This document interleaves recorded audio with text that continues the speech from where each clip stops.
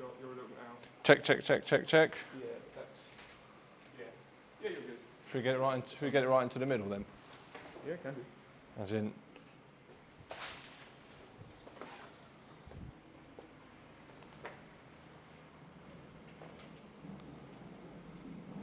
Actually, if we want to, what we can do is we can put the fan over there. Oh yeah, it doesn't really matter with the fan is because it's out of shot. But I mean, from the sound point of view. Oh, the sound's coming Oh, from it sounds coming from there. Yeah. Yeah. This is there. how, Tech brain. this is how techie I am, mate. Okay, right. Let's get you a pair of gloves. Put these on. What have you got? I think this is going to be the first time I've actually put gloves on. Huh? Enjoy. Oh, bloody hell, yeah, that is a problem. We've got sessions tonight.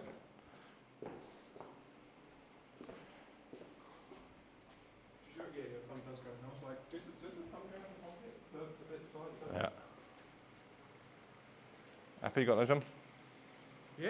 Right, Just nice and tight. feels so alien. Mm-hmm. They're 12 ounce. What's that mean? So 12 ounce. Spiring is usually 14 or 16. Anything between 10 and 12 usually for like pads, So gloves, does that and mean things like that. it's heavier, bigger, smaller? It's just the size of the gloves.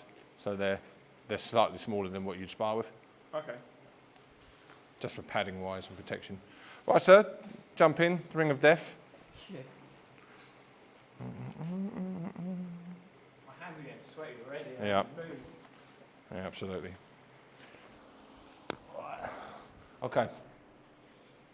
So it's kind of like trying to do this without being too sort of Just false. Just do what I do. Yeah, just do your thing. Okay. Right, cool. All right, Daniel-san. That's definitely your thing. Right. Okay, right. All I want you to do, very simple, however you want to do it, I just want you to hit that with either hand. Okay, there you go. That's it. Either hand, you've got both hands. There you go. There we go. Okay, so you're trying to land that shot. In boxing, I'll be throwing shots back at you. Right, same thing's happening. So where do you think your hands need to be? Okay, so where are the two targets do you think they're going to be hitting you? Well, Head and body. Okay, so use your hands to protect your head as much as you can. All right, and use your elbows to protect your body.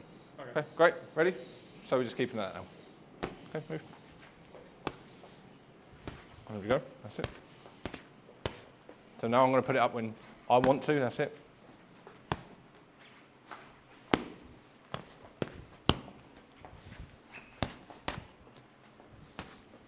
There we go. So don't let it hit you. Don't let it hit you. That's it. There we go. Okay, I can go to your body as well. Use those elbows. There we go.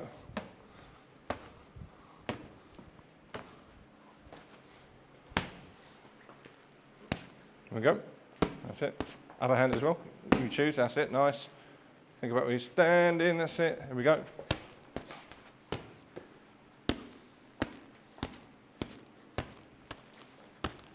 Okay, Tom. Right, lovely. Okay, so two targets, head and body. Yep. All right, head and body. So the targets in boxing can go anywhere from here down to here in front of the ear. So basically front of the ear, head line. Okay, you can actually hit the neck as well, but I don't like coaching that. I don't think it's ethically correct. So I'm hitting around there or? So here, in front of the ear. Oh, right. so anywhere here? Yeah, so anything south of that, anything in front of the ear line. So Okay. face? Yes, the whole of the face area. Okay, obviously it changes different people. All right, but then when we say hairline, some people want to have hair, but if you think about a head guard where it finishes, that's the top there. Yeah, so Okay. Yeah, absolutely. Okay, so body-wise, you've got chest down to the belt line. So just think about navel area, above the navel, in front of the line there on your t-shirt or your vest. Okay. All right, so you're here, here, here, that kind of front area, slightly round to the side, but you can't go around the back of that. So that's target area. That's the second one. Yes. Anything? All those targets there. So here, here, So here, nothing below the waist. yeah, exactly. Good. Same. Exactly. Okay, great. Right, ready? Hands up again. Same thing. Same thing. That's it. That's it. And move. Whoop. Okay, so what would have happened? I would have left the point. 'Cause Okay, exactly. So where do your hands need to be? up here. Okay, so let's keep them where do you think is like a good line that you can think about that they need to stay at? If there was a line between me and you, where would you want that line? Well, probably between your hands and both targets. Okay, great. So if I'm throwing a shot from here, because my hands will be here too, so let's keep it in line. So let's keep it on that line there. But one thing you want to do is make sure you can see it at the same time. So you need to block that line, right? But also make sure you can see. So don't bring your hands in front of your face, because otherwise what will happen is you'll start doing this. Yeah. Okay. I just have to work out. We still went half blind 2020. Okay. So I'm like, if I cover this eye, I can't see fuck all. Okay. So what we want to do is have a little bit of a seeing area. Yeah. All right, here, but keeping the hands in line with the eyes. Does that make sense? So they're still on that level there, Okay. but here. So if I throw that, even if you don't, so if you close your eyes now, you're still protecting yourself. You see what I mean? Trust you, Yeah, absolutely. Right, okay, so let's keep the hands level with the eyes, but not blocking the eyes. Okay, so Okay. just out to the side there. Right, Yeah. right. Okay, move feet, move feet. There we go, that's it. Lovely, that's it. Okay, how can you get an even more solid catch of that punch? So you're really blocking it hard. Don't know. So what part of the glove could you use to really make sure? Okay, great. Let's use that. There we go. Lovely. So you've got a bigger surface area to block the shot now. That's it. And the other hand as well. Lovely. That's it. And I like how you're bringing it back to the on-guard position as well, because if you leave it there all the time, you're going to start blocking your own vision. That's it. Right, okay, so we've got punches. Move. That's it. You choose which punch. Okay, what was our agreement on where we keep our hands? Okay, there we go. Move. Lovely.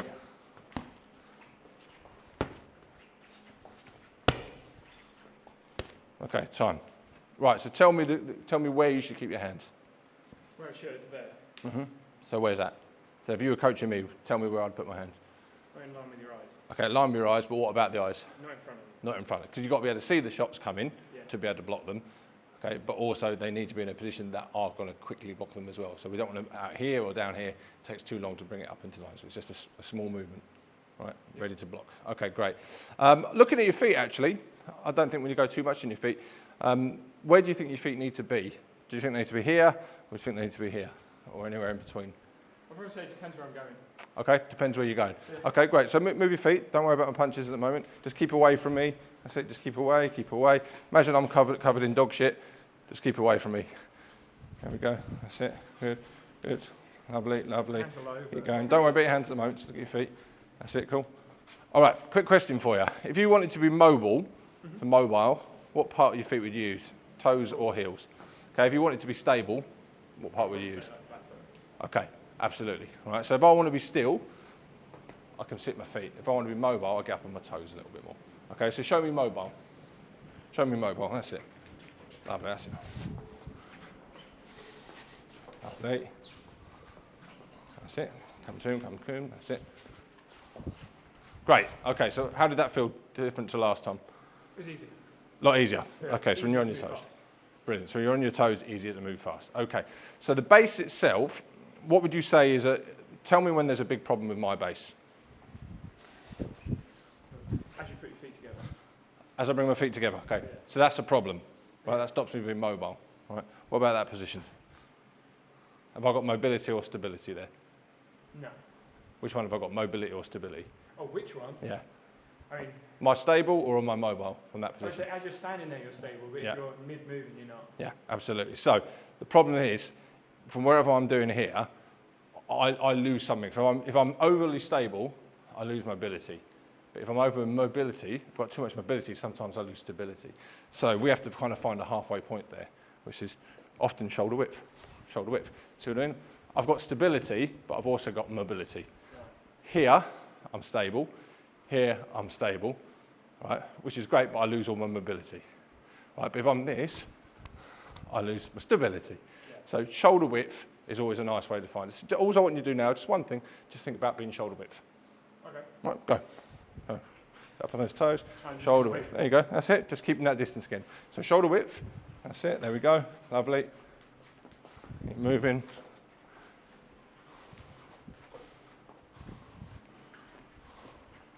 That's it, great. Okay, perfect. So we're keeping that shoulder width all the time. So that gives you that kind of stability and mobility that you've got to have all the time. Right, lovely. Right, only problem is, if we're moving around like that, am I a big or small target? Well, you're a big target if you're facing me. So where would you hit me? Straight. Yeah, so if you hit me there, well, I'm going to fall backwards, I might fall down. So I've got to have a real stable structure.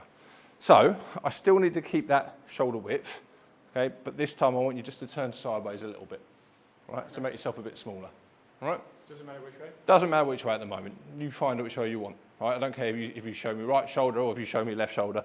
I just want you shoulder width and sideways on. Okay. Right, there you go. That's it. There we go. Okay, interesting. That's it, shoulder width. Shoulder width, there you go, that's it. Just going to slow it down a little bit.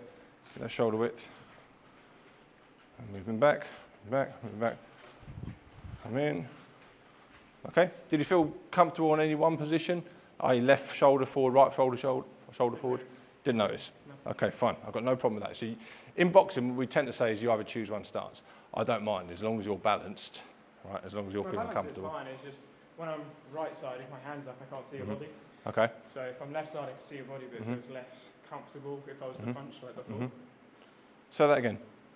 So when I'm right shoulder towards you, Yeah. if my hands are up, I struggle to see you because my Yeah. eyes. Yeah. If I stand left, I feel less comfortable like punching you because it doesn't feel right Okay. for whatever reason. Don't know why. But you can see me better. Yeah. Okay, interesting. So Let's see. well, usually what happens is, are you right-handed or left-handed? Right. Okay, so if I said to you, hit me as hard as you can now, It'd be right hand. you'd hit me with the right hand. Yeah. So tends to what happen is, that tends to be the power hand, you keep your power hand back. And the reason why you're uncomfortable is because people want to have their dominant hand closer to the opponent. Okay. For control, so it's like, boom, boom, I want to hit you with that hand, because it's the one I use often. Like I So- was doing right at the start, it's just right hand. Yeah, absolutely. But what tends to happen in boxing is we like to use that backhand as the power hand, Okay. right? Because that's a real big point scoring shot. Well, this one's kind of lighter and it's a bit more about So control. you'd say I'd want to be this. You can do it that way, I don't mind, and I wouldn't kind of put you either side, but let's try it that way for the time being. Right, so show me where your hand should be. Right, great. Now, just keep your hand still, don't move, don't move. I'm going to walk around here. Do you feel vulnerable now? Does your head feel? So where might you bring your hands now? I mean, I'll bring that one. Okay, perfect. But now that leaves you vulnerable here. Oh, yeah. So where can you put your hands so it protects the side and the front? Okay, so we can go a little bit close. Drop it down slightly for me. There we go. So if we come in here, now you've got that protection here at the front. So just touch the chin. Great. So if that shot comes, you can block that. But if a shot came from here, you can block that. So my point is this. That blocks that. That blocks that. But keep it there. Yeah. Keep it there. Because if you bring it out to me, Yeah. that one comes through there. So we I'm just want to just keep it thinking, there. like, when your hand went round, I couldn't see it. Like, I could Sure. see your shoulder, but I couldn't see it. So I'm like, But in terms of this, we want that hand there. just working out where this is, because at the moment I can't see it. At the moment Okay. I can't see this. Now, I can see okay, it. so let's think about feel then. Yeah. So can you feel it in the chin? Yeah. Okay. If you can feel it, it's in the right place. Okay. All right. Great. So if I throw that, that's there. Just keep it there. Keep it there, nice and strong. That's I see it. your shoulder moving, so I'm like, it's got to be There. somewhere. So try and use that palm there. That blocks that. That blocks that. Same with that hand. Is it? So bring that in. Yeah, absolutely there. So that one comes there. That blocks there, and it also blocks there. Obviously, I'm moving my hand because of my injury. There. Right. Turn around. Look in the mirror. Lovely. See that? That's quite difficult for me to contact you now. Now you have to have your eyes there to see the opponent, but your chin's covered. If your hands come up here, you're going to compromise your sight. Yeah. If your hands come here, you're covering the most part of your head. So you want to cover pretty much everything apart from your eyesight. Okay. Yeah, so you can see but Everything, protect. Like nose down. Yeah. So you're lying there, everything that's under that water there. So imagine your eyes coming up in the swimming pool and you're looking up over the water. Yeah. Keep everything else below that water, all right? Because it's hard for me to punch you if it's below the water level, all right? Okay, so hands high again, right? So keep those hands there, that's your original position. Now start moving, let's go. That's it, lovely, good. Like the shoulder width. Okay, so you're going to southpaw there, keep going, keep going. Okay, that's nice. Remember shoulder width, shoulder width, shoulder width. Stand still. Okay, I'm just going to grab you. Ah, interesting. Before I grabbed you, what did you do? Step back. Why? Well, I just assumed I'd go backwards. But I went to grab you, because look how you're standing now. Yeah. do you feel stable there? Yeah. If I asked you to stand there for 2 hours, would you do anything different to your feet? No. You would stand in that position there. I'd stand like this. Yeah. All right, so let me perturbate you. Got to be careful how I say that word. Big words, yeah. Right, just going to push you.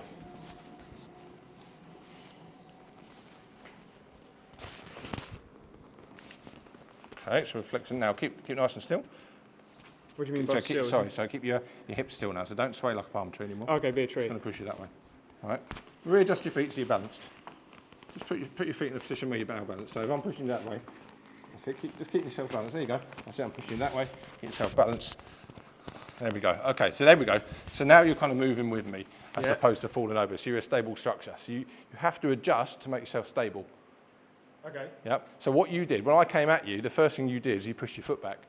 It looked like to me you were looking for stability straight away. Okay. So as I push you there, which foot would you move if I push you there? There you go. Yeah. Gives you stability, right? If I pull you forwards, oh, okay, that was interesting. Yeah, that was interesting. Okay, so it would seem to me one thing that we need to bring into here. A golden rule in boxing, never cross your feet over. Okay. Right, never cross your feet over. So for this position here, if I go here, Yeah. that gives me stability for that split second, but if I'm boxing here, who's got the advantage, me or you? For me. Yeah, you throw. I'm very open here, and if you punch, I'm gonna fall here. But if I move here, I'm still in a position where I can punch you and You're also defend. further away. Yeah, well, it doesn't. If I can go to the side, I can go forwards. I'm still in a position where I can punch and move. If I go here, the next movement I'm going to be doing is regaining my balance. So it's crossing in front of you at the moment. Yeah, never. You were in front of me, so I just assumed step Yeah. forward. So what I mean is this. The golden rule we usually say is the foot nearest to the direction you're going moves first. Right. Now, there's a lot of bandwidth for you to use up there. So if I'm going that way, Yeah. which foot would move first? Right. Yeah, this one. And that one comes with me. So I extend and correct. If I go that way, which foot would go first? Nearest foot. If I go towards you, which foot goes first? For me. Oh, Point- for you, yeah. you're right. Which point to my foot, that'll go first, this one, yeah. That, and that comes with, I'm going backwards, that. Because I just maintain my base. I'm maintaining a stable structure. And that's so important in boxing. Right, so let's play it like a game of chess now. I'm going to slow the movement right down. So wherever I go, I want you to go in the opposite direction. So I move forwards, you go backwards. Just one step. Okay? Lovely. So every time, keep going. Am I following you? Or Yeah, you following that's it. You follow, just like before.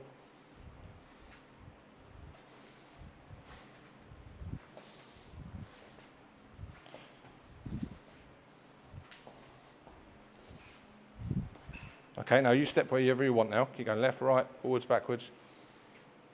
That's it. Remember shoulder width all the time. That's it. Keep going. Keep going. That's it. There we go. So at that point there, you're always balanced.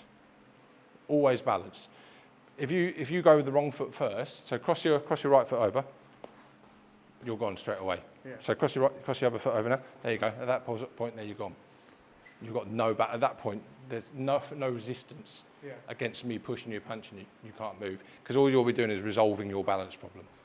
So having that wherever you go is optimum to your movement, whereas that is not a good movement solution at all because you push me, I'll fall forwards, I'll fall backwards. If I go here, you can push me any direction, I'll find my balance all the time. Yeah. So we've got to have that stable structure all the time. Just have a quick look at the camera. Okay. Feels a bit artificial because this is almost like how I wouldn't coach. I'm always coaching a little bit to how I think what we're trying to achieve slightly, if that makes sense. I know it's not what you're trying to achieve. You're trying to achieve something. Well, no, I'm just learning how to box. Yeah, okay. Right, okay. Right, so show me your stance again. Right, so we're shoulder width, hands right position. Lovely. Okay, great. So move forwards. And we're toes for mobility. That's it. Here we go. Toes for mobility. Lovely. If I go that way, always find the space in boxing. That's it. And going round, always find the space in boxing. That's it. Okay, so why would you always try and find the space? So you've got someone to back off them to. Absolutely. So you've always got options. So if I have you here though, if I've got you there, I'm going to stay here and whack you. Yeah. If you find space, exactly as you say, you've now got options. All right. So space gives you mobility. Without space, you've got problems. So always find the space in boxing. So if you're always trying to find the space, what you got to do to my space? Close it down. Close it down. Okay, so if you find me here, where would you do? Would you back off or stay there? I'd stay here. You'd stay here because you're in a dominant position. Now, I can't move backwards, and even if I move, absolutely. But it's into... Yeah, so if I move this way, what are you going to hit me with? Boom. Move that way. Makes sense, right? Yeah. So it's just about finding out that space. Take my space away, give yourself space. Gives you better options all the time. Okay, one thing I wanted just to make it a little bit simpler for us, try just your left side facing me all the time. So I want your left side. So wherever we go, left shoulder faces me. Okay. All right, just to start. Okay, where you go. That's it. Hand position, remember the agreement? Yeah. That's it, there we go. It's nice and level. That's it. Think about it, take the space off me, that's it. Okay, find the space, but don't, there you go, that's it. Now you find the space, that's it. Okay, what about now? That's it, take the space off me, find the space, where are you going to, we're going to go now? That's it. Where would you go now to take the space off me? I'm coming in here. Okay. Okay, lovely. With your Good shoulders move. that way, I think you're going that way. Okay, so come back to that. So we've gone here, you come round here, Yeah. right? Where would I now go to find more space? Which direction would I go? Well, because you're moving this way, I'm thinking that way. But where should I go? Where's the space? All right, so where should you go? So if I want to go that way, there you go. You see what I mean? It's just about space. So the more space you have, the less space I I'm have. looking at your shoulders, because your shoulders are going that way and you've just come this way. But even if I go this way, so if I go this way, Yeah. right? So let's say I've gone here. Would you go that way? Well, no, I'll come round here. Aha, there you go. Yeah. So it's the same answer. The same answer is you're still trying to maintain space and take mine away. So even if I go that way, you go that way. Yeah. If I go this way, where do you go? Oh, I'm coming in closer. But now think about where I'd go. Coming into here. Yeah, so you're always trying to stop them going in that space. So just think of it like this. Remember Rocky trying to chase the chicken? If I'm the chicken, how are you going to get the chicken? The chicken's running around like that. He has to reduce it. There you go. So the chicken's running here, you'd step there. Yeah. There. Now the chicken's got no space to run into. You're making that space smaller for the chicken so you can catch it. But if you're trying to catch me here, just running around in circles, then that chicken has got all the space in the world to run away before you catch him. All right? Okay, so let's go back to it. Hands up. There we go. So we've got the hand position now, shoulder width, and we're staying sideways on. Those are 3 points, right? Here we go. That's it. So we've got the toes, lovely, good. That's it. And you're thinking about that position. That's nice, lovely, great work, great work. Look at the trouble I'm in already. I come at you, I come at you, come at you. Where are you going to find the space? How are you going to find? That's it. Come off. That's brilliant. That's brilliant. So I think it's that point there where we don't do this bit early enough. So we say this is technically how you throw this, but I want to know you're thinking about your position before you punch. So we talk about PBP, position before punch. Put yourself in a good position so you can punch and not get punched, not just have the technical ability to evade the shots. Mm-hmm. Okay, great. So you've got the shoulder width, your sideways on, your hand position's great as well. And we're nice and mobile. So let's come back to the punching part now. All right, so at the end of the day, it doesn't matter how good you are at moving. If you don't punch something, you're not going to score. All right, so keep that position, let's move. All right, just the front hand at the start, there. That's it, move. That's it, good.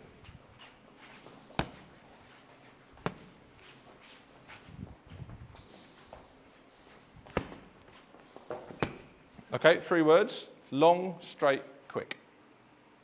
Long, straight, quick. Show me long. Okay, is that straight as well? I mean, my arm's straight, yeah. Yep, great. And show me quick. Long, straight, quick, go.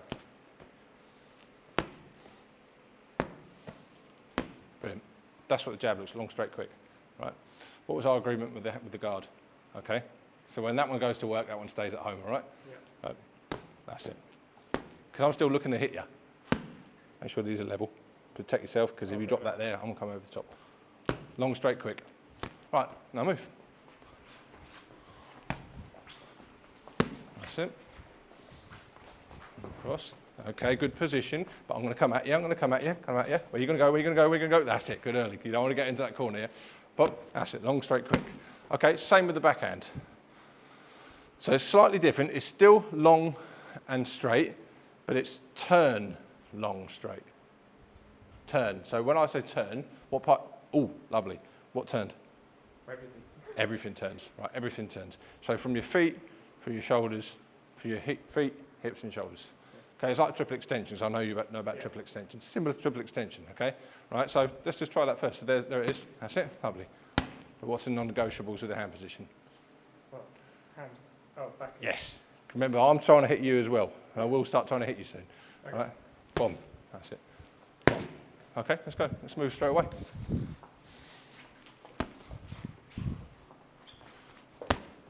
Was that an arm punch or a body punch?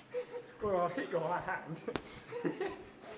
Get that rotation. Get that rotation. Oh, you mean me? Yeah, rotation. I thought you meant target. That's it. There we go. There you go. My feet. Go on. Free license just to turn a bit more. A bit more turn. Boom. That's it. Boom. Oh, love that. Right. Which one feels more powerful? This one. Why? I'm using my body rather than just... Absolutely. Now show me more body. More body. Boom. Boom. That's it. And then back onto non-negotiables with the on guard. That's it. Boom. There you go. That's it. Deliver force. Boom. He's coming at you. So now first thing we've got to do is find space. That's it. Rotation. Boom.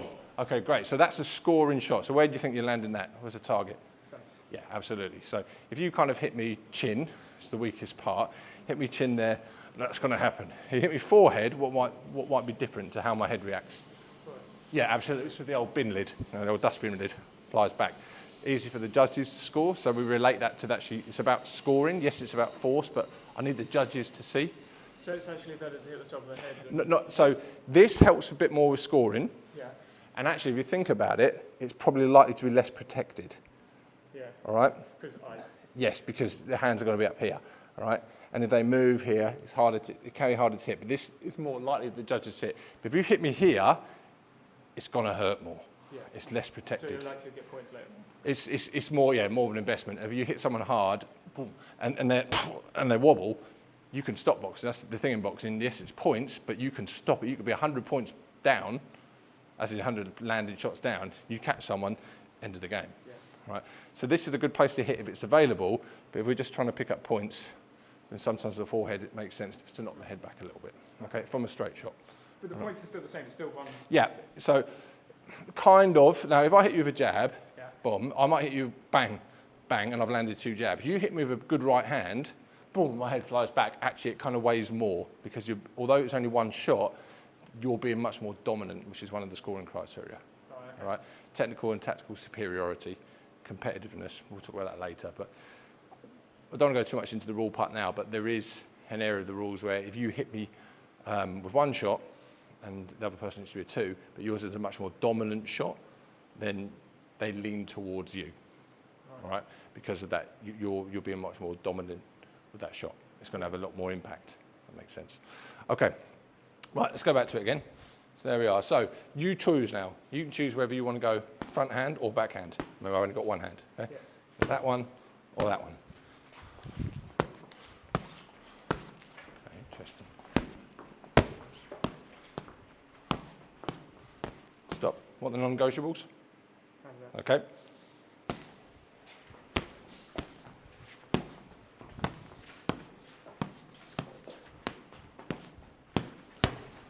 Okay, stop.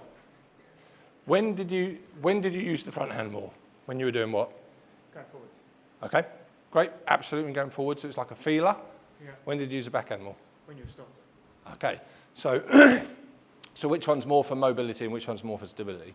Mobility stability. Okay, great. And you seem to pick that up really, really well, actually. So when I was moving, because you knew that's a stable punch, why would you throw that if I'm moving? Because it's difficult.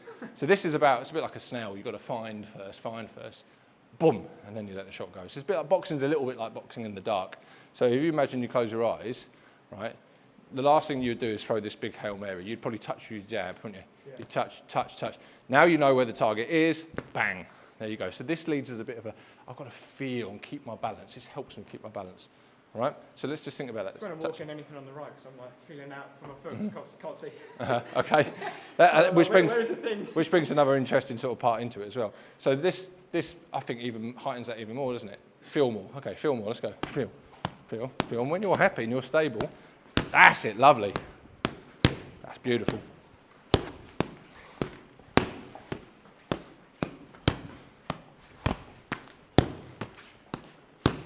Stop. Okay, I'll stop if the hands aren't in the right position. Okay. Now, I could bang you for it, which is another way of learning, but I'm not gonna, right? Hand position.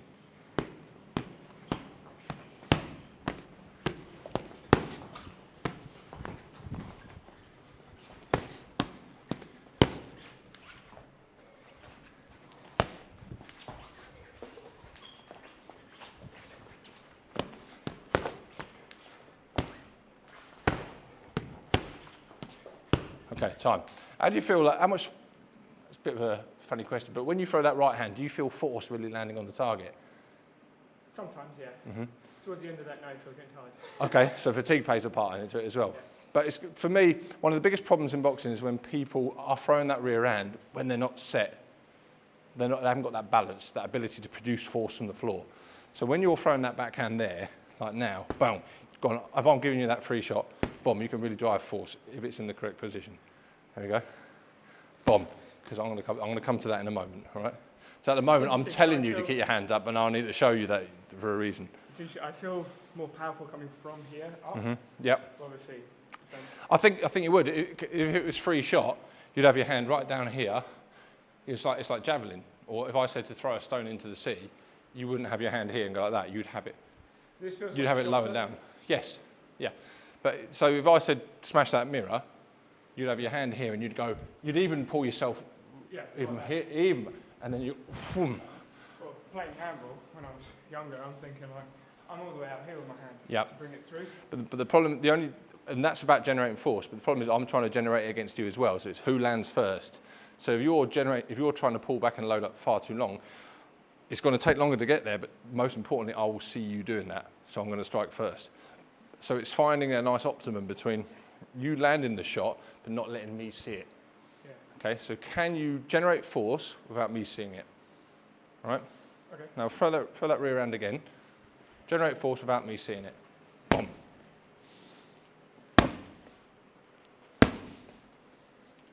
Now keep in mind, if I touch you there, if I touch you on the side of the head, okay, it's first to 3. There's 1. Okay, remember the hand position, let it come to you. What do you mean? So the hand position stays by the cheek. Okay. There you go. Right. It's natural good to do that. It's natural to do that because you want to kind of meet the... Well, I want to be able to see it, and I can see it there, here. Okay, fair enough. If you do come out to it, then it leaves a space here for me to come through the middle. So you want to have that. You want to be here and here. See what I mean? So I'm defended in both areas here, but here I leave the front door open. Okay. Right. Okay. Generate force. Boom.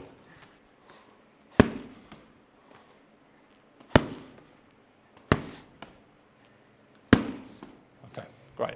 So now you're starting to think a little bit more about I've got to get it back as well. Part of the journey is I've got to land, but I've also got to not get hit too. So the recoil, we call that, the recoil is just important because there's no point in you scoring than me scoring, right? So you basically want to rob the bank without leaving the money on the doorstep, all right? There we go. Bam, bring that money back. That's it. Boom, that's it. Boom, there we go. So move. So we're just going backhand at the moment. So that's it. Use your feet, and when you're happy, generate the force. Just your backhand. Just your backhand. I remember that. Yeah. That's it. When you're happy to generate force, generate it. Get that rotation. There we go. I'll leave it there now so you can choose. Okay, stop. It's quite hard. You've got to have a bit of a breather. Yep. So that's good. So a lot of times I left it there. I'm moving at you and go, I'm not going to throw it yet. Why? Because I don't feel set. I didn't feel set. So if you want to score a good scoring shot, you have to be set. So set, boom, generate force. There's no point throwing a shot if you're off balance. Yeah. Right. Okay. So what did you say was a nice way of finding and setting that shot up? What else can you use to set up the shot? Oh. Okay. So now I want to see you use that now to set things up. Good. Yep. Happy? Yeah, Right, let's go. That's it. So you throw it when you want. That's it.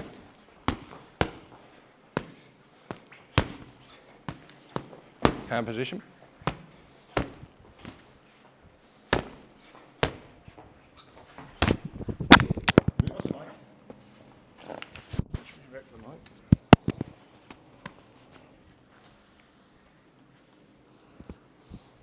Which way up does it go? That way. Got it?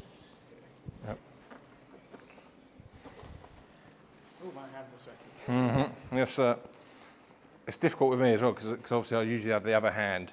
So what we're losing slightly here is me being able to throw back at you to encourage that recoil, to encourage that. Remember, it's not just about you hitting me, it's me trying to hit you, so you need to defend that. So if I have one pad here, I can always have one free. I can't at the moment, so it's a little bit attack heavy as opposed to, you know, having that nice balance between the two. All right, so hands up again. All right, lovely. So defend these shots. That's it.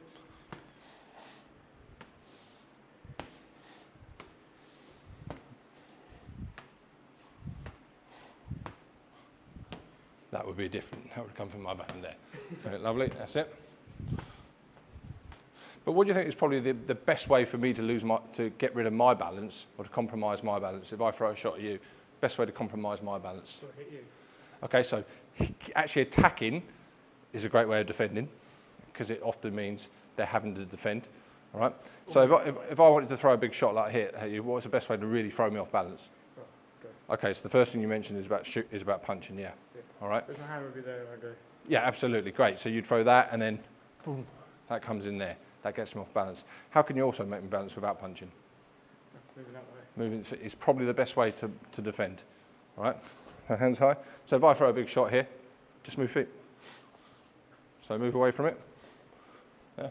So get your feet. So we're just moving away in our boxing stance. Oh, there we go. Oh. Yep, that's it. Yep, great. That's it. Okay, interesting now. So before you were holding your feet and you were just kind of moving backwards from the trunk, now you're starting to move your feet away. All right? Both viable, aren't they? Because they're making me miss. And pump, pump, pump. That's one of the best ways to get people off balance, is just simply to make them miss. So our model here talks about balance and shape. That's your overarching theme. Without balance and shape, you can't punch, you can't defend. If you're off balance, you're a danger to yourself. Yeah. Right. Okay, great. So here's another nice little golden rule with boxing. So if you punch, what you're now going to do? You've attacked, so now what do you do? Move. Okay, move, so you defend. So yes, move is one option. You just defend by moving your feet, go. There. Boom. Golden rule, if you hit me, I'm going to get pissed off and I want to hit you back. Boom. That's it. That's it. Backhand.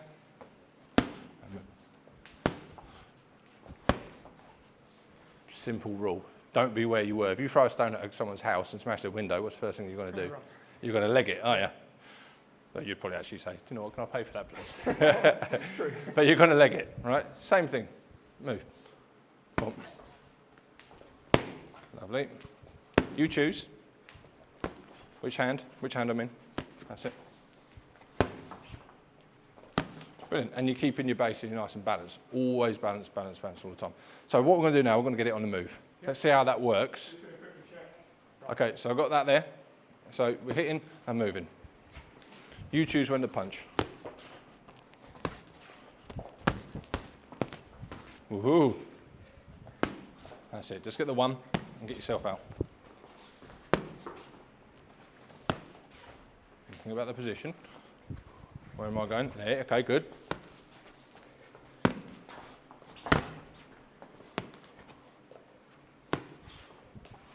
Okay, stop. So you're attacking, defending, then what are you doing after that?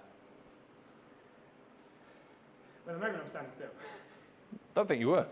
Really? Oh, I was moving quite a lot, so you were constantly adjusting. Okay. So you were attacking, I was then throwing at you, then what were you doing? Trying to move. But you already have moved. So you've gone I'm moving bang, towards you. yeah, you moved out of range, so that's your defence. Then what was after that? Following you around, closing space. Okay, so you either close the space or open the space, but also, so you were thinking about your position after you defended, right? Because it's always... To be honest with you, once I punch my left hand, all I'm thinking is where's the blue, because I can't see it. The blue? Yeah. Blue This, pad. oh, well, okay. No, it's in like your fist, because I know you're coming at me, but with my hand there, Yeah, everything's blocked. sure. So I'm like trying to get my hand out of the way whilst keeping this one up. Okay, so how can you do that? Well, because once I've come here, hand's there, but I Well, don't know remember, where it's going. it's there. I mean, it should be there because really you're punching there, not here. But that's part of the problem with pads. It's difficult to keep it here, and I'm also concerned the microphone's there as well, so I'm keeping it away from the microphone. So the more you have it here, the more you've still got this viewing space. So, so just trying to keep it nice and straight there. There, that's it there. That stops that problem. Okay. Yeah, with me? As long as those hands are high. Yeah. Right, there we go. I've certainly dropped it a couple of times. There we go. All right, so back to my point. So you've gone bang, you moved it away. Then what happened? You've either repositioned, great, but then what happens after you reposition? What's the next step? Oh, attack again. Attack again. So it's always like AD, attack, defend, attack, defend, attack, defend. Often I talk it like Batman, da da da da da da, defend, attack, defend, da da da da da da da da da da da. So as you defended, so you move your feet away, you attack. Because when I'm at that point there, what's the problem with my balance? But you're off, so... Yeah. So my balance is slightly offset there because I'm trying to punch, so my structure is slightly off balance. So it makes sense for you to punch quicker, right? Okay. So go attack, defend, attack. Yeah, I've only got the one hand, so it's a bit false. Attack. There you go, that's it. Pop, attack, bomb. That's it, you've got to move your feet. Yeah. Bomb, that's it. So the bit in between is you hitting the other hand? You're defending, but sometimes it might not be a shot coming at you anyway, but it makes sense just to move your feet out of range. Okay. Okay, being safe. There. Bang, that's it. Again. Up, up. There you go. Up, up. Either hand now. Either hand. That's it. Lovely. Nice adjustment. I like how you use that lead hand just to rebalance yourself. Pop, defend. Make sure you defend. Pop, defend. Pop. There you go. That's it. Nice reposition. You found yourself more space. Pop, defend, bang. Where would you go now? Lovely, lovely.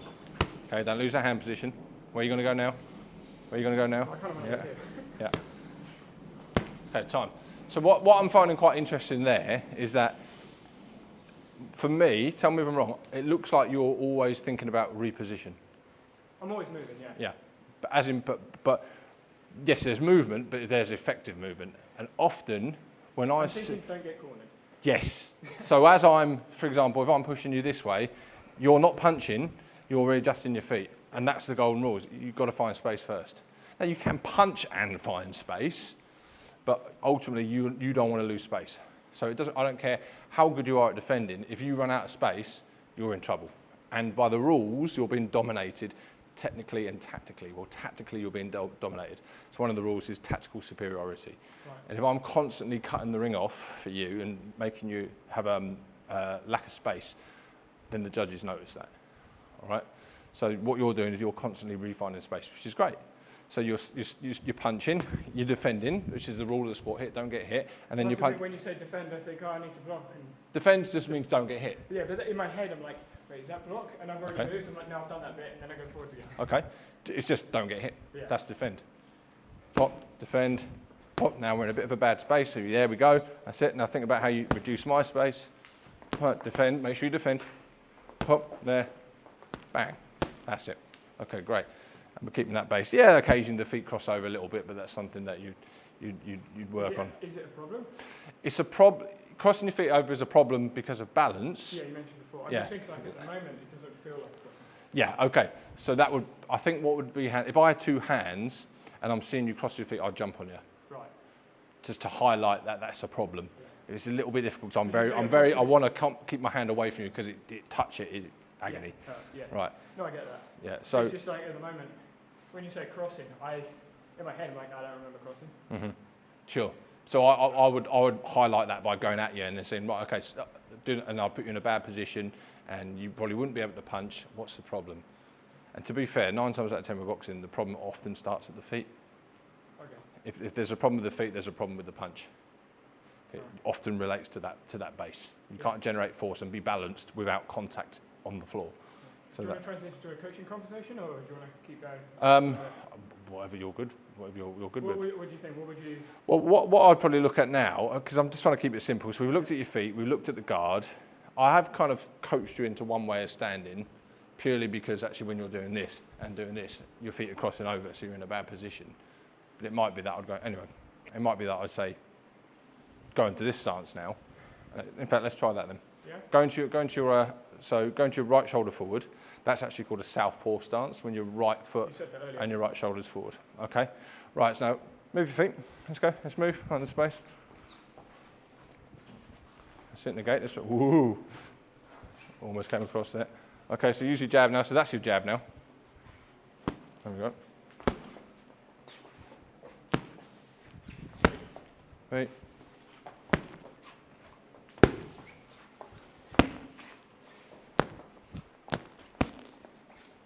When you throw that shot, make sure it counts. It's meaningful. There's force on the target area rather than tip, tip, tip. That's it. So what I'm doing, I'm giving you the choice to throw it when you want, but I don't want it being a tip, tip, tip. That's it. That's better. Interesting. I can tell you're right-handed because there's more force on your right side when you jab than there is on your left side. Yeah. Right? But now throw your backhand. With the... Don't move. There's space. It's non-negotiable. Remember, it's a rotational punch. Rotate. Rotate. That's better. Which is where the microphone's...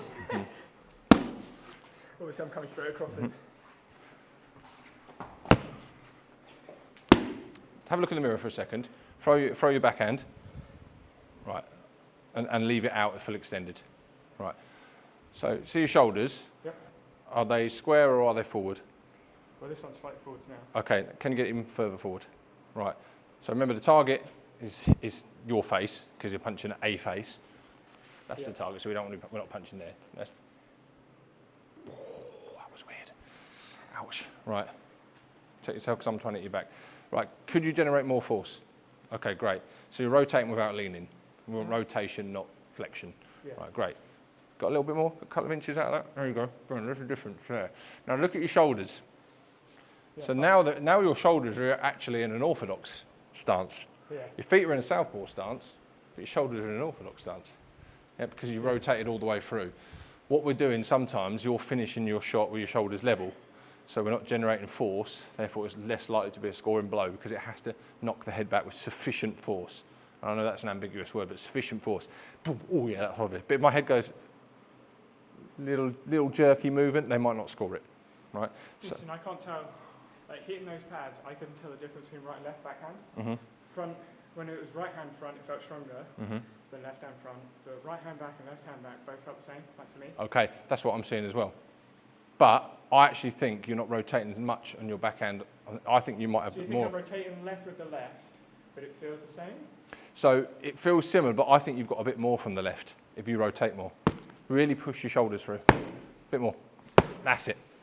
Bam. So that feels nice. I would actually almost expect it to be the other way. But this is why this is interesting, to find out what you're comfortable with. Yeah. So your right hand is a much more solid jab than when you're in the opposite stance. Yeah. It feels like you've got a bit more control there. See that sort of solidity? Leave it out there, leave it there. That's your shoulders in there, it's solid. You're lining that up really well. There's good force being transferred from your feet through to your glove. Okay, that's great. And then when you throw the backhand, there's not much difference in that, but when you fully rotate, it feels maybe even better. Right, change stance. Throw your right hand. Right hand. Get your shoulders through. There's not much in it, but it just at this point it feels like you have more control when you're southpaw, and can generate a little bit more force on both sides. It's also far easier to see. Okay. This way, so it might be because I know where the target is. Yeah. Obviously, one eye depth is shot. So it might be that I think I'm finishing with the right, but I'm not, or I'm going too far. Don't know. Because this one, don't know. It's just easier to work out where the pad is with the right hand. Because as soon as it gets like here, I can't see the hand, can't see the target. It would be similar here. If I'm aiming there, I can't see you. Yeah. Okay. Whereas here, I can see you until I'm there. Okay. Right. I don't know if that's impacting the force of the punch. I can't imagine it would, but it is. Okay. Obviously. I don't know, but there's an element of I'm going to go with what you feel comfortable with, because we can keep going. Let's try both. Let's try both. Let's try both, rather than making some decision that you're southpaw or you're orthodox. Could you fight both? You can do, and some people do, and they're successful and they're awkward. But there are. I can imagine it being very difficult to fight. You don't know which way to. Yeah, it is. There's double the tells and there's double the reads that you have to work out basically. So if you're going, I'm used to dealing with this thing, That's then the you thing, swap over. It right changes at the a start, lot. I felt comfortable going both ways, depending on where you were. Mainly for my vision, but thinking about it, it's also movement. Okay. Maybe it's trampoline. I'm so used to like twisting both ways Yeah. that I'm not. I think so. Because with trampolining, you're finding equilibrium all the time, aren't you? Yeah, So I'm can I always- find equilibrium? I'm always straight. Yeah. So equilibrium isn't one side or the other, is it? So especially when you're landing, you're trying to find equilibrium. So same thing. I would say try and find equilibrium as much as possible. The only problem here is someone's not hitting your back. So when you're crossing if you're orthodox, go southpaw for me. That's orthodox. Go southpaw, right? But then you decided from that point just to quickly shift your feet over. But at that point there, when you're doing this, boxers notice, and that split second enough time for you to not be able to move. It'd be interesting watching the footage back because I imagine right at the start, as I was moving, I was probably crossing whilst moving. Right at the start, a little bit like this, but now you're more here. I'm imagining I've got like a box between my legs. Yeah. That's what I'm imagining. Just keeping it. So You're on a horse. You're on a horse with one foot. Yeah. So riding the horse there. Box, yeah. Yeah, absolutely. Okay, so we've got the attack, defend, attack. All right, so show me attack, defend, attack. Don't care what you throw. Go on the start attack. Make sure you defend, yeah? Yeah. Attack, defend, attack. Yeah, I'm not going to do that. Yeah. Attack, move. Make sure you move because I'll catch you. Yeah. Oh, lovely. Again. Yeah. That's it. Where am I going? There we go. Lovely. Hop. That's it. Attack, defend, attack. That's it. That's it.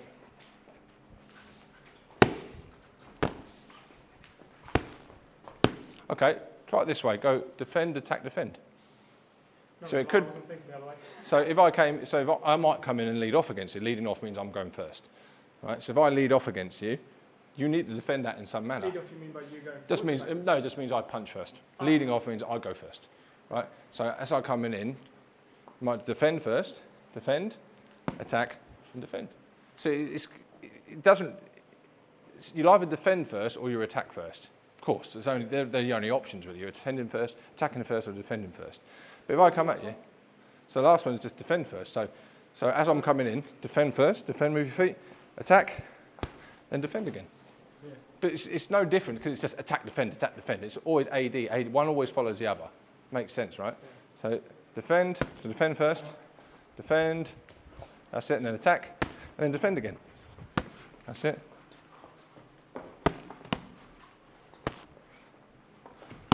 And defend.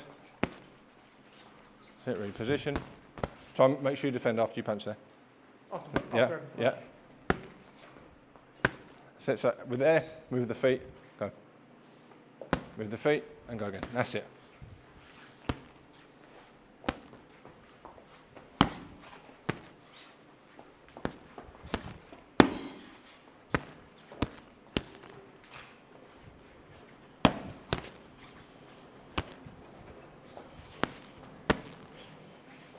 There you go, all timed. So I think you actually got a nice element of time in there because I'm still trying to move you. I'm still trying to go at you and go away from you. Sometimes I'm looking at you going, he's coming at me, so I'm going to move my feet away just to see if I can get you off balance. But you're not overcommitting to the punch unless you're happy where your feet are, is what I'm saying. What are your thoughts on that? Yeah.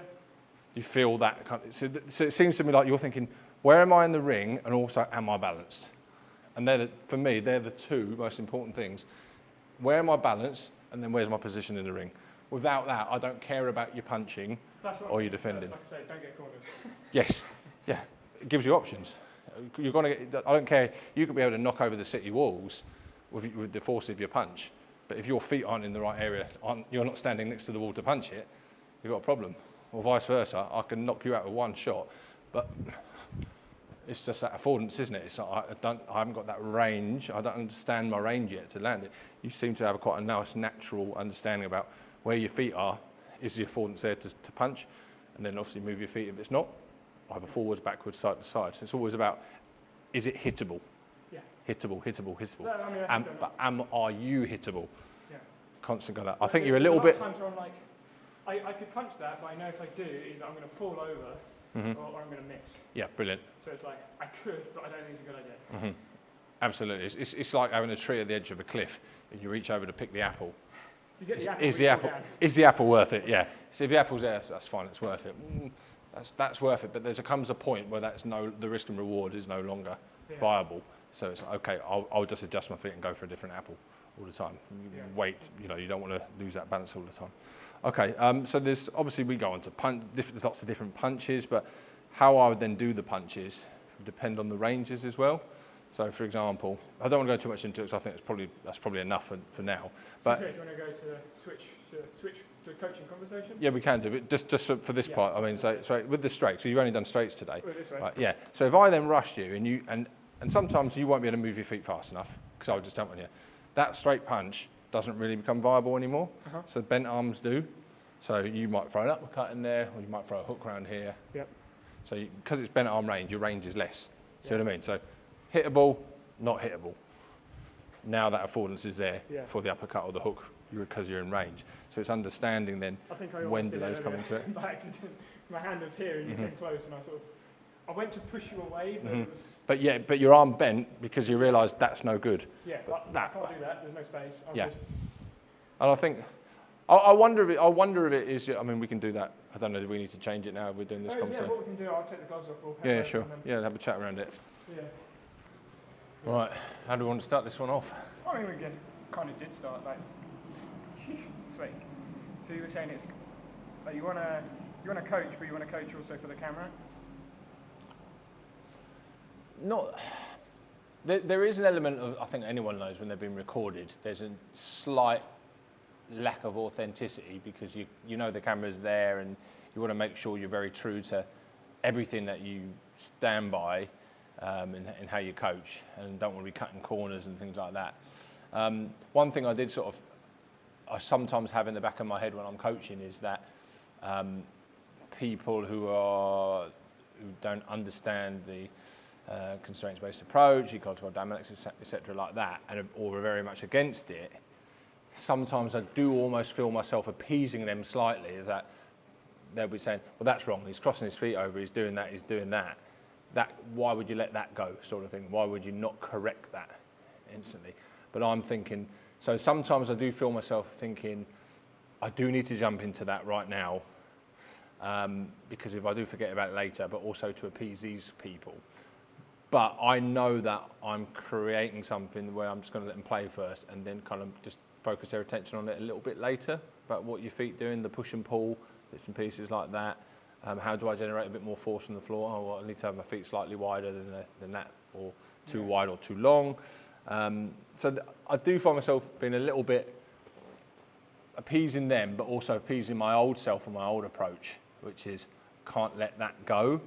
But I think I make sure that if there are, I'm going to use that word, fundamental problems, that they're or non-negotiables or invariants that should happen, I need to make sure I do go back to that, but kind of set a task or a problem that's going to bring your attention to that. And I think I did that a little bit later on. But sometimes I do feel myself going, he's crossing his feet over, I need to sort that out sharpish. Otherwise, we're going to drill that into a problem that's going to not correct itself later on. He's not going to self-organise, so I need to sort that out.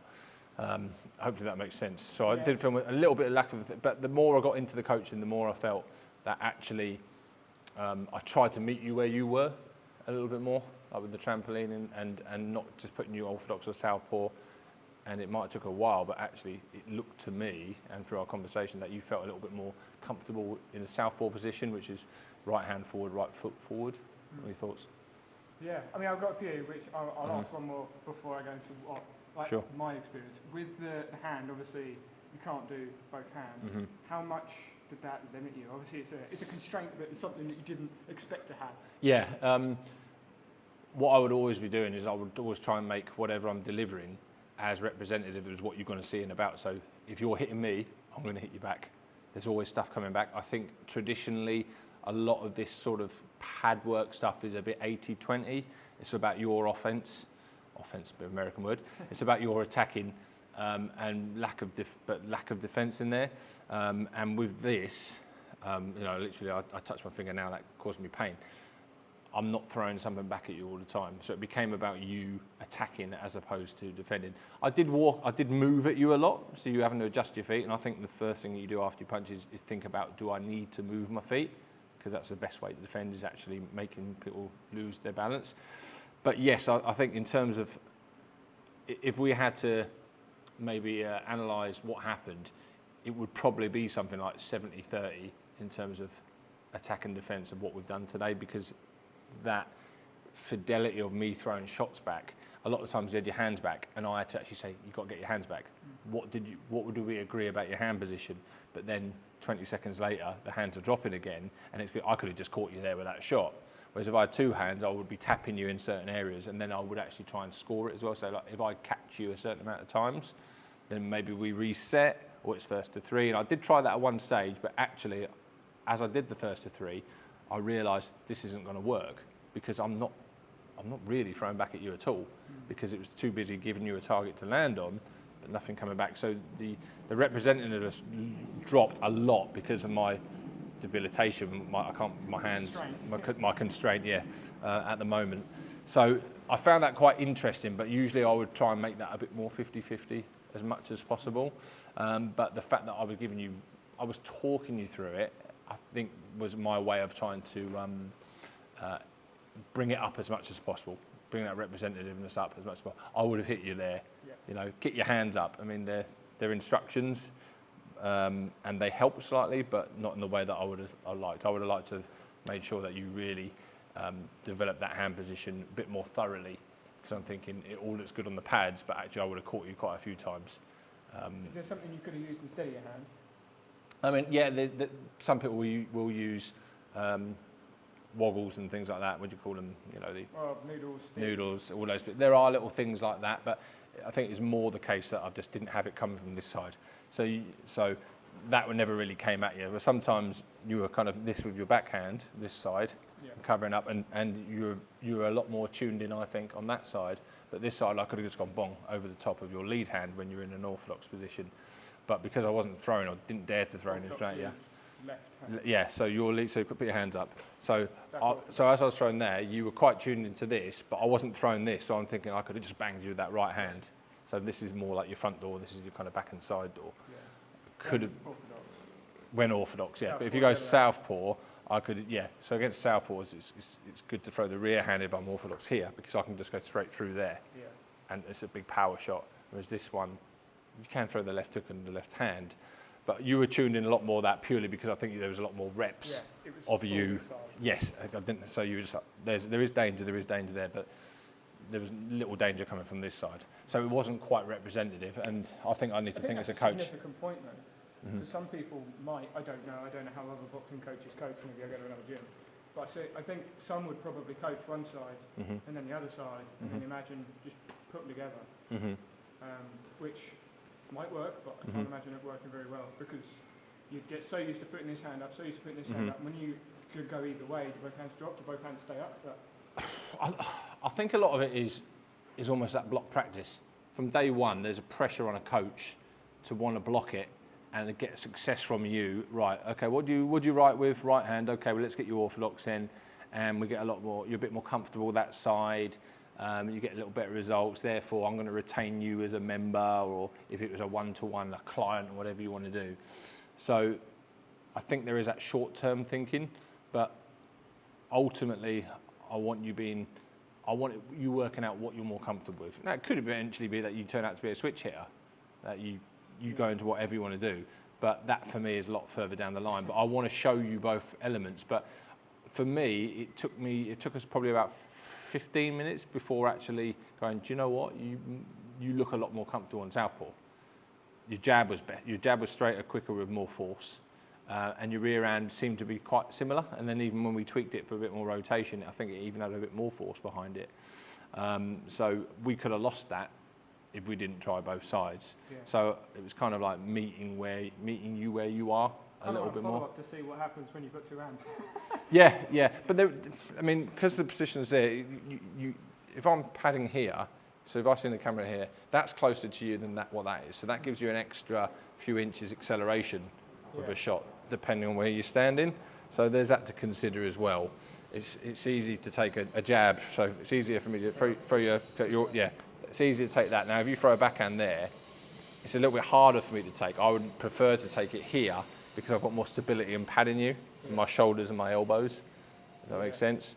So there is that. Body behind it. Yeah, absolutely. But then we talked about the fact that understanding your prior knowledge or prior experience. So you're a trampoline coach, so your body is used to being balanced all the time, finding balance. Well, that's great for me.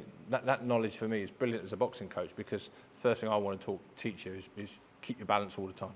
Balance, balance, balance. Whatever you do, balance. Never compromise that at all. So you're always trying to find the balance. And I think I've also got background, like the other sports I've done, like most sports, it's like bouldering, climbing, I've done that a couple of times. Okay. Uni, football, handball, athletics, used to run 100, 200, S&C. high jump.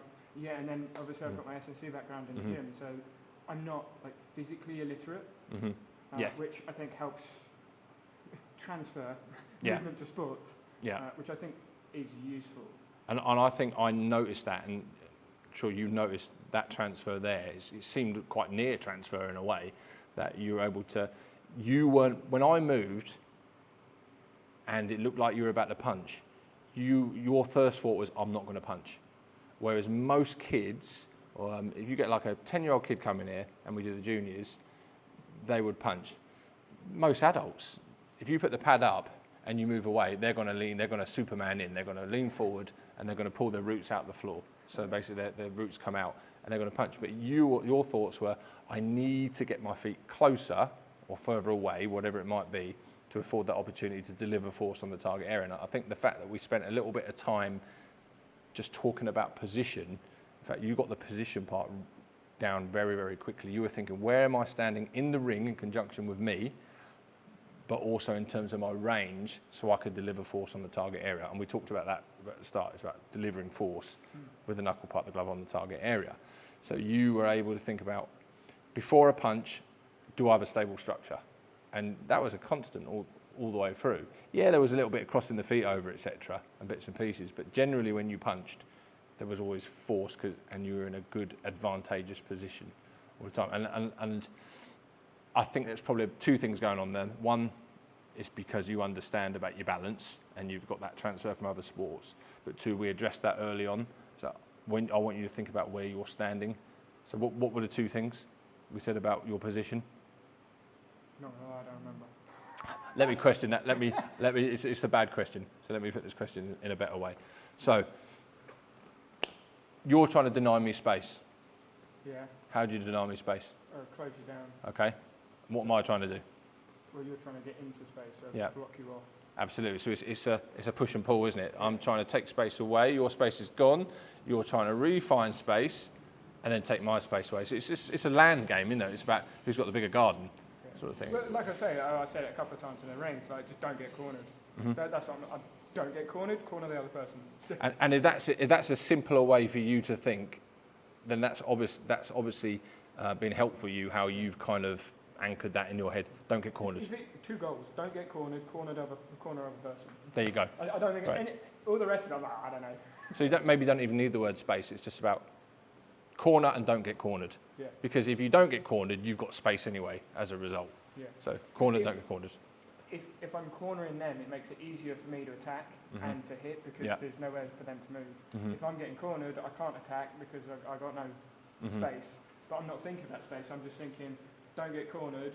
And then, okay, I'm cornering them. Can I attack? Yes or no. The bits in between, it depends on where you're moving. Like if you're going towards being cornered, then it's easier. And if you're just coming out from it, I know where you're going because there's only like one route out. It's like if you've got a big tunnel and then you say, right, this is the only route, just put everything in that route. So I know you're coming towards me, so I can hit into that space. Because you've just come from being cornered.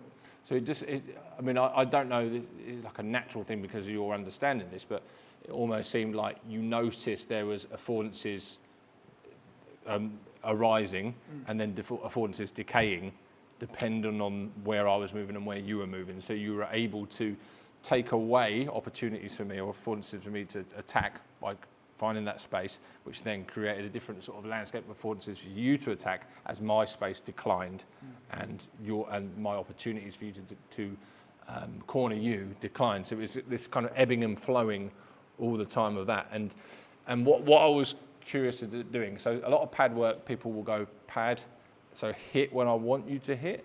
So that takes away a lot of things. It takes away your choice of when to punch, but also it takes away my checking of your understanding of when you would punch. Yeah. So the when part, by leaving the pad up, the when part comes in.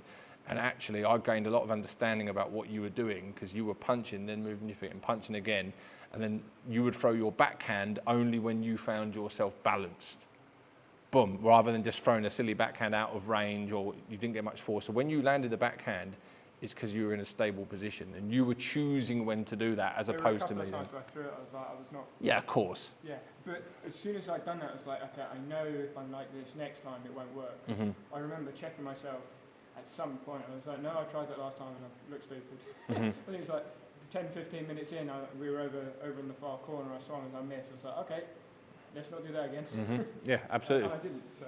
So it seemed like the jab was you about just trying to confirm the range, right? So you really, in boxing, we talk about finding range with your feet, confirming with the jab. It's like, I can land there, and then I go with a big point scoring shot once I know that there's very little room for me to miss with that backhand. Right? Of course, we've got uppercuts and hooks, and we only went into straight shots today.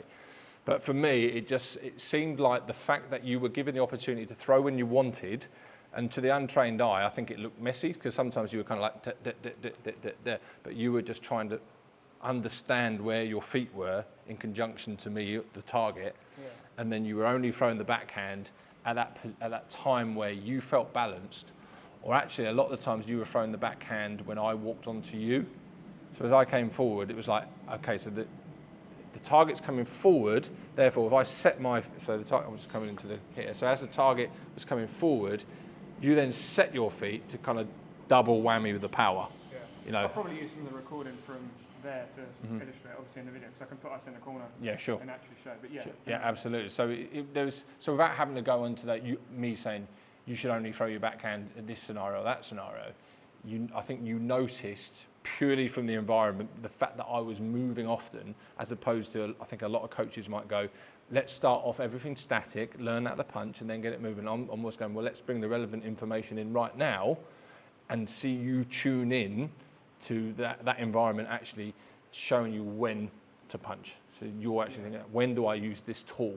So that technique becomes more of a skill, as opposed to, let's just do a technique. Okay, you got the technique down, now I'm going to put it into a movement scenario, and you're stripping away that fidelity of when you would use it. So I was always kind of moving, thinking, can he work out the when and the why part, as opposed to let's just get the how down first. So I'm kind of flipping it on there. And I think actually you tuned in very, very quickly to the when and the why. Yes, the how part was a bit rusty in places. First time I've boxed. But most of the problem at the start was just a little bit the crossing over the feet. I think when we said, right, let's just try one stance, just left shoulder forward, then you were able, I think it took out a lot of complexity, and it was just task simplification slightly. So you were just moving, and then you got yourself balanced. That problem didn't really arise much at all, and then it was only later we said, let's try the other stance, but keep it at one stance. So you're trying those. So I think we task simplified slightly for you to find your balance. So therefore you had your balance. It kind of afforded you more opportunities to think, now when do I throw that backhand? When Adam's coming towards me, when it's going away. When do I throw the jab? When Adam's coming forward, when Adam's going away. So I think it afforded you the opportunity to think, made the when a bit more of a simpler task for you. Whereas if we flipped it around a little bit more and just did it, I want you to throw when I put it up, I think we would have stripped that away. And it might have looked nice and tidy at the start, but I don't think we would have got to the end point where we did. So I was really impressed, and it's easy to say that because we're in front of a camera and you're my mate, blah, blah, blah. But I was really impressed how the range is the hardest thing to coach in boxing. And I think the reason why it's hard, and why most coaches say range is really hard to, range and timing are hard to coach, is because actually we're not effectively coaching it by creating opportunities for you to work out where your feet should be. Because you're just going to hit it. Because, like I say, I can't see in depth. My depth is difficult. So it was the biggest thing in my head coming in. It's like, I don't know if I'm actually going to be able to like hit it when it's available. Like, I can see it, but like when there's a fly around, I'm like, it could be right in front of my nose or it could be 10 meters away. I just don't know. So when your hand goes up, like I can see it's there, but I'm like, I don't know where it is, like how far away it is. And I immediately, as soon as we started, I knew like, okay, that's further away than I thought. So in my head, I'm not doing any maths or calculations. I'm just comparing your hand to your shoulder. So I was constantly staring at your chest rather than your hand, because if I look at your hand, I can't work out how far away it is. And with my glove as well, so I'm just going to run and grab this. So as I've got this pad here, I've got a blue t-shirt, I've got a blue target, but I've got a red part here. So it does offer a bit of definition against that, doesn't it? Yes, but obviously because I've only got the one eye, all of that is just, to me it looks kind of all on the same plane. Like, even now, there's a blue mat down there. The only reason I know it's back there is because there's white and red lines in there. Otherwise, it looks roughly the same distance. So with the blue, I'm like, so the way I had to do is I had to focus on your chest and then see how that moved. If your hand wasn't moving back and forth, I would have been lost. Okay. So without the movement, I think I would have struggled. Ah, okay. So the movement actually kind of helped you calibrate that range. But if you had stood there with your hand there, I reckon I would have struggled. Okay. Which is interesting because you would have... Right at the start, I was like, I can't. Where are you? Because if you take more of a, let's say, a linear approach to that, let's strip out all the complexity. Let's just keep it still. So we've got the movement there. But actually, I think if we would have took that approach, from what you're saying, 20 minutes later, I think we've still got the problem of you leaning forward or leaning backwards because you just don't know where it is. So actually inviting the range in. But right at the start, when I was going right hand, sometimes I was way off, sometimes I was way in. I'm leaning all up. Yes, it's the first time. I could not work out how far it was. Sure. As soon as you start moving, I'm like, this is easier. Absolutely. So for me, that's why for day one, I think you need to have elements of movement, perturbations of range. You know, I'm not going to let you score. So as soon as you're about to throw, I'm going to step back because one, it's representative. That's what will happen. But also, I'm adding another problem in, a real problem that's going to happen all the time. So what's your answer? Your answer would be, I have to adjust my feet to afford the opportunity to land, to strike. You know, so is it reachable? You know, we talk that sort of Wagman and Blau stuff. Yeah, is it reachable? All that kind of stuff. So the more I got into this, the more I was thinking, it's almost like a lot of this for you was like, is this reachable? Is it grabbable? Is it touchable? And you don't know that if I wasn't moving from the start. Pretty much, yeah. Which comes to, I'm going to like transition a little bit in my head to ask you some questions as a coach looking at that. Okay. I'm not obviously a boxing coach, but when I'll put you through your level 1 and you'll be down here volunteering all your time. Yeah, not a trampoline. I got it, no time. But yeah, so warm up. Did you think about doing a warm up? Was it deliberate choice not to, or was there one? Well, the warm up part was no, because of the situation was like, let's get into the weeds of doing this. I also know you're an athlete. I know you're not going to get injured, all that kind of stuff. But there's also, if I'm doing 1-to-1, I don't need to let them skip for 20 minutes. And we started off very light anyway. So the movements anyway, the rotation, the moving your feet, all of those elements were there gently at the start. Touch, move your feet. I think your heart rate came up. I don't think there was any element of you getting injured. So I didn't want to do something for 5-10 minutes, which was just a heart raiser that didn't have any relevance to what we were going to do anyway. So just kind of make so. Yeah, so I think a little bit. Already, I'm not a big fan of the isolated warm up to yes. and stuff. We've done the warm up. Just do the thing. Yeah, we've done the warm up. Now we can do the main event. Yeah. Why? You're still moving your feet, which you would do in a traditional warm up anyway. You'd move your feet. Your heart rate's going up. There's movement. All these movements that you're touching there. It was all there in the warm up, and then just slightly built it up anyway. So, yes, we could have done a little bit of mobility stuff around your joints just to really kind of double check. But I just think for what we were trying to achieve, didn't really need to. But I think I probably would have done a little bit of mobility stuff just very quickly, depending on who it was. If it's a 10-year-old kid coming in here, I don't need to. They're not going to get injured, got no problems. So what do you use a warm up for? Is it pulse raiser, or is it to check sort of where they are physically? So obviously you've seen me on the trampoline, so you know physically what they look like. I know you're athletic and you've got a background in lots of different sports. So I know that there's no problem that I'm going to put you in there and go, right, let's just throw a jab and then your shoulder's going to fall out of your socket or you're going to cause yourself an injury. I know there's no problems there.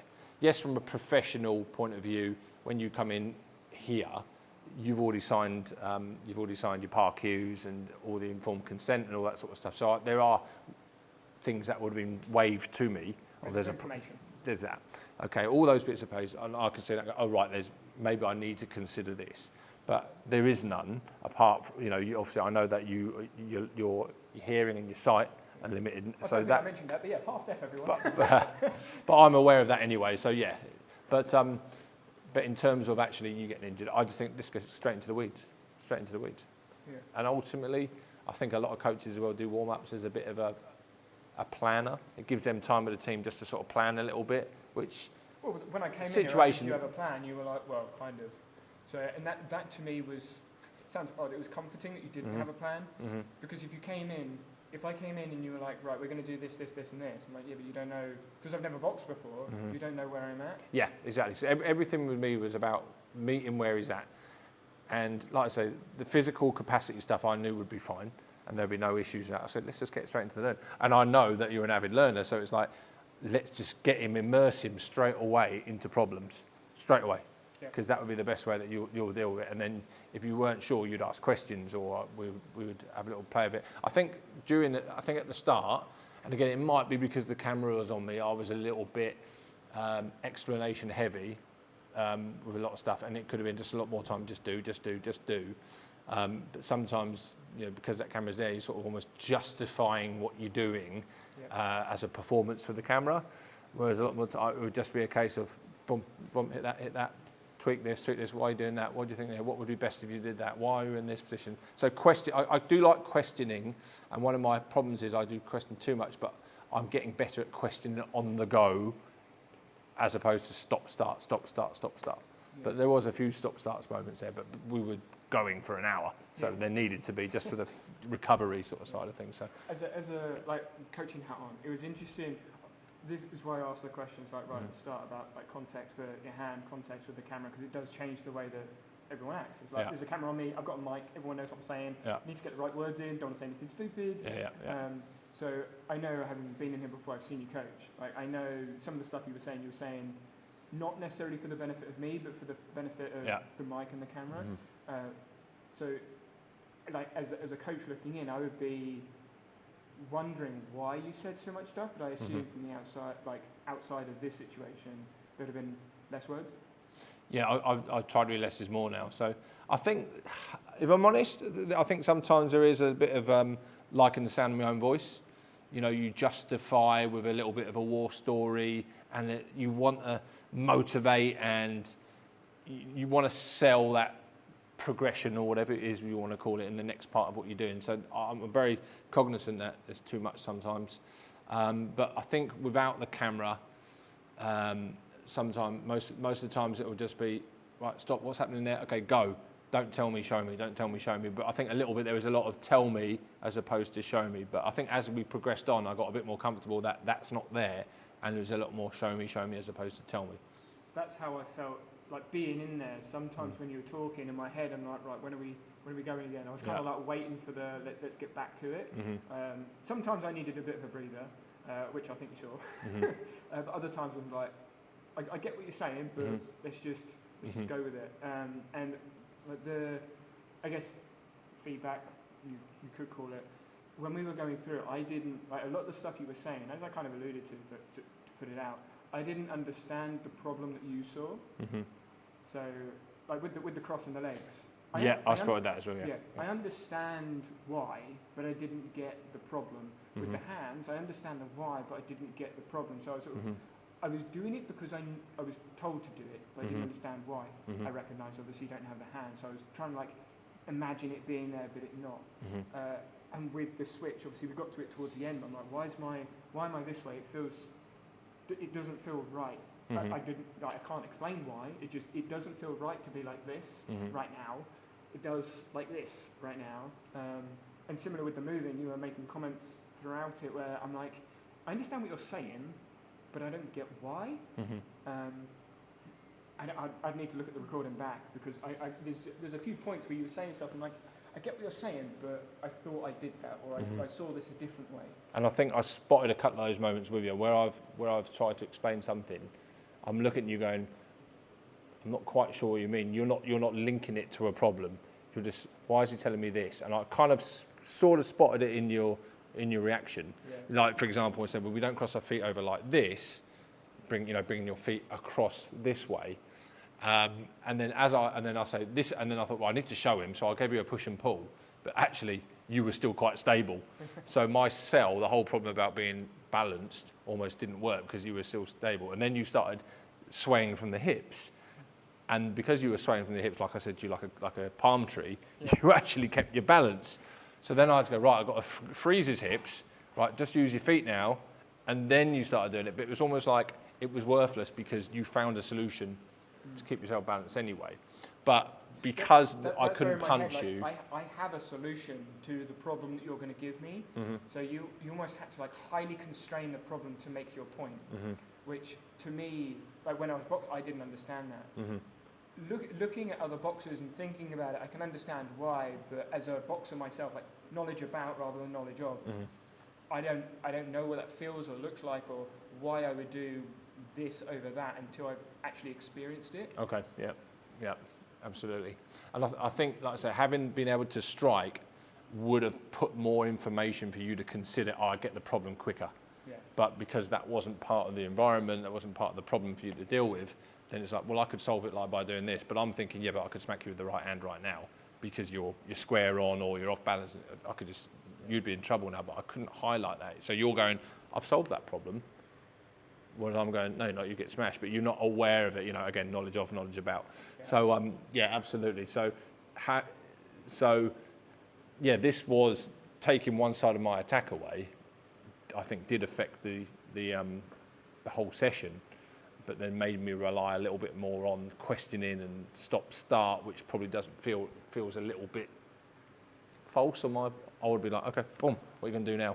What are you going to do now? How are you going to stop? Boom, caught you again. What are we doing with our feet? And then help you that way. I still think it's useful as like a coach just to discuss those points though. Yeah. Like the sort of prior knowledge sort of stuff, all that kind of stuff. And yeah, absolutely. So this is an issue. So you're aware of it. Because obviously I'm here to, I wanted to hit something hard, which I hit the pad hard, fairly hard. Sometimes I was pulling back, so I'm like, I don't know. And that was another point.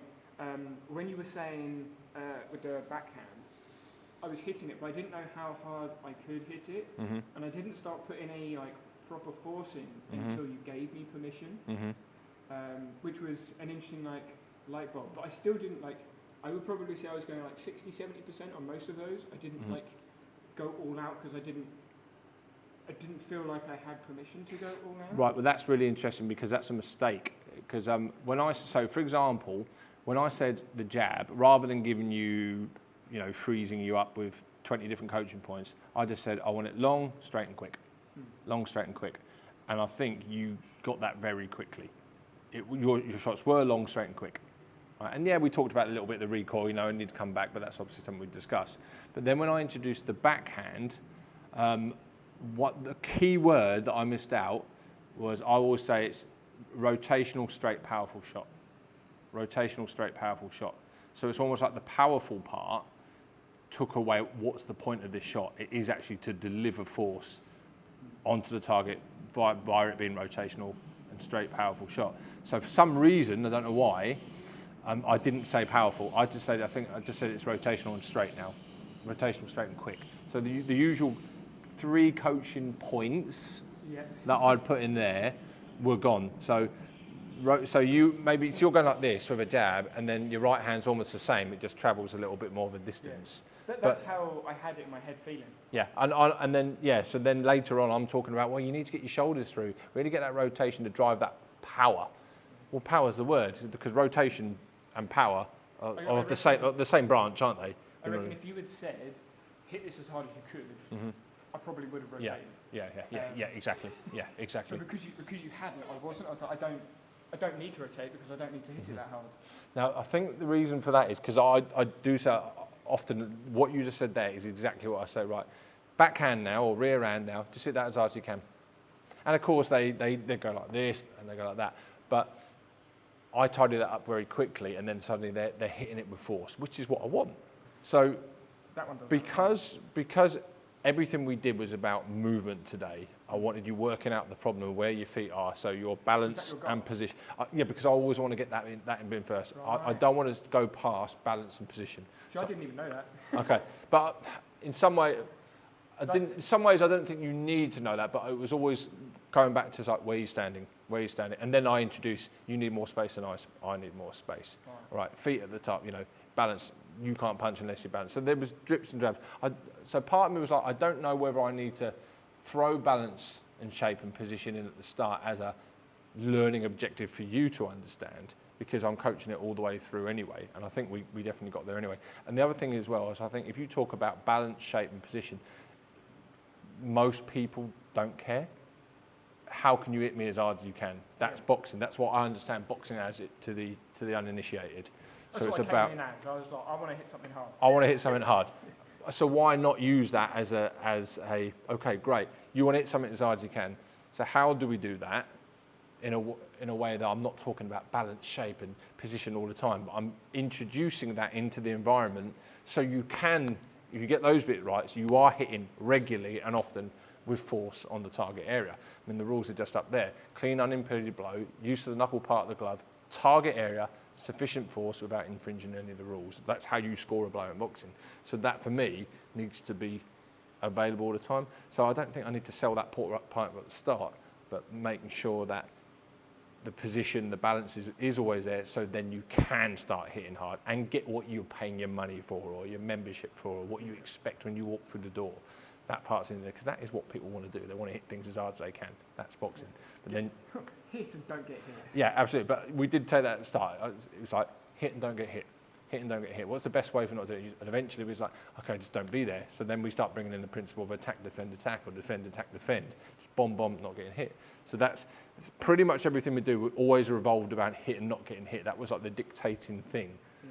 That bit, as a coach, when I heard you say that, I'm like, right, I'm going to try and remember that one. And I've remembered it now. When you were saying defence and attack, as the boxer, I couldn't work out, you saw me a confusion, I was like, I don't get the difference, because once you've like started, it's just constantly reacting to where you are, what's going on. Mm-hmm. Like if you're coming at me, I'm going to defend. If I'm going at you, I'm attacking. So when you were saying attack, defend, attack, was it that? Yeah. Mm-hmm. Like I was doing it because I felt like I needed to do it, not because I should do it. Like you told me to do this thing next, and when we swapped it round, I then started thinking about, wait, what thing do I have to do next? Whereas the first one I just boxed. Whereas when you swapped it around, it's like, wait, what was I doing last time? What order am I in now? Because I was thinking now, okay, I've gone from attack, now I need defence. What's defence? Okay, I need to move backwards. So that's why the punches were all over, and I felt really disjointed on the second bit round. Just as I guess a bit of feedback from me. Yeah, I wonder with that bit. I noticed that as well. I noticed that this procedure then got very confusing for you. It wasn't. If it was like this perfect test that we wanted to do, then it wasn't working. So I'm sort of thinking he's probably losing a bit of confidence in this next part that we're doing, because it seems like when you think you should be defending, you should have been attacking or whatever it might be. Your pad was up, and I'm like, okay, I can hit it, and then I can hit it, and you're like, don't forget to defend, and I'm like, oh yeah. Yes, yeah, I remember that, yeah, exactly. So maybe there's ways that we could have constrained that slightly better. I think part of me was sort of thinking, I wonder if he can work it out, because he's done attack, defend, can he now sort of defend, attack, defend? So, it's always attack, defend, it's just about where you start. You start in the attack, you start in the defence. I wonder if he could work that out. And perhaps I was thinking, it's a bit messy at the moment, but will there be a point where it clicks? But maybe I just need to simplify that slightly. What does the difference look like? Because as you say, it depends where you start. Like if you go AD, you start on A, great, but the rest looks the same. Start on D, great, but the rest looks the same. Like, what does that, like, how does that look different to you? Because in my head, I was thinking, so we're doing the same thing, but we weren't doing the same thing, because you started calling. So the first run through, there wasn't many comments. It was just me doing it. Yeah. Second run through, you said don't forget to defend like 2 or 3 times, and I'm like, I thought we were doing the same thing. So there must have been something different in your head than what was in my head, but I don't know what that was. Whether it was there was just more feedback, or I think maybe because we were trying to make it, as opposed to attack defend or defend attack, it was continuous. And the way it happens is attack defend, it will break down and there'll be blurred lines in boxing because there's far too many variables in there for it to be this, he's attacking, he's defending, he's attacking, he's defending. It's not chess. So it might be that you could do something called a double attack, which is basically attacking twice, bang, bang, step in, bang, bang. You don't have to defend straight away, but eventually you need to think about defending. So when you choose to defend would be either predicting a shot's about to come or seeing a shot coming. So it's like almost like we're both thinking about attack defend, but it doesn't mean that they slot in beautifully like that.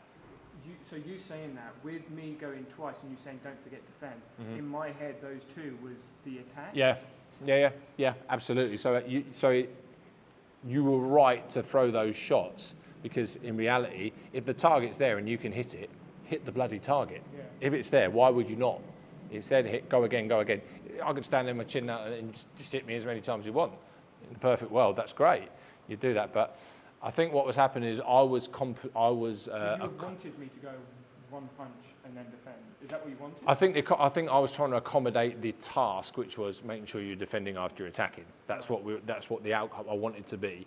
But the fact that you were doing something that was successful, I was taking that away because it wasn't accommodating the task that we were trying to achieve. Right. So should I have almost gone, would you know what? Just defend when you think you need to, as opposed to, so it could be attack. Now, why have you chosen to defend then? Well, I saw you loading up, Adam. I saw you loading up with your hand. Okay, great. Perfect. Do you see what I mean? So whilst there's a principle there, the principle's not hard and fast, and maybe we over-accommodated for that, which in effect is actually the principle's always in flux. Yeah. I mean, you spotted when there was an opportunity to go twice, so why would I shut you down on that? That's why I got confused. I'm like, yeah, but your hand was there. Yeah. Don't hit that. What are you talking about?